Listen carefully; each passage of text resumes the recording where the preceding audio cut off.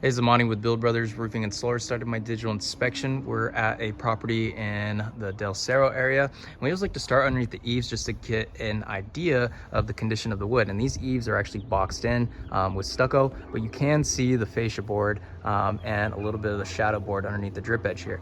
And what we're looking at here is a coated metal roof, right? So originally this house was built in 1963, and originally they must have had wood shake underneath here, and then what they did, they actually updated it. They put plywood decking on top of skip sheathing, so they got rid of that wood shake, which is good. That's a good sign. And they actually added this metal. So because this product is actually discontinued, this is a discontinued roofing practice, we no longer actually install this stuff anymore, and that's because this stuff is really delicate, right? It starts to wear and tear over time. You see these seams, they start to separate slowly, and that gives a potential and an opening for water intrusion, right? So once one part starts leaking, well, a lot of parts are going to follow shortly after. And looking at that chimney over there, we do see a little bit of a gap in between the roof to wall flashing and that counter flashing as well. So that is a potential for water to get into the wood decking. So we actually want to preserve that wood as best as possible, that nice plywood underneath.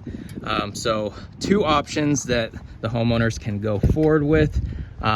We can go ahead and put a brand new shingle just like the neighbors over here. We're Owens Corning preferred contractor, so we actually get that 50-year product warranty, and we actually back that with a lifetime workmanship warranty.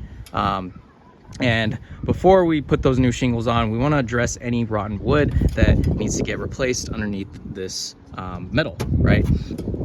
That gets done on a discovery basis. We can't determine the amount of wood that needs to get replaced until the actual old material is ripped off.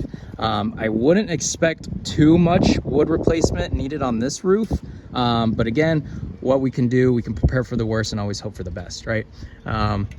Or another option for them would to be go forward with a lightweight concrete tile. That would also be a nice look. And it would be, a little similar to this if they wanted to go with a flat concrete tile. So both options are terrific. But yeah, definitely want to re-roof this, get this nice and fresh and waterproofed for the next storm, and preserve that great wood underneath there. And that's it for my inspection. Thank you.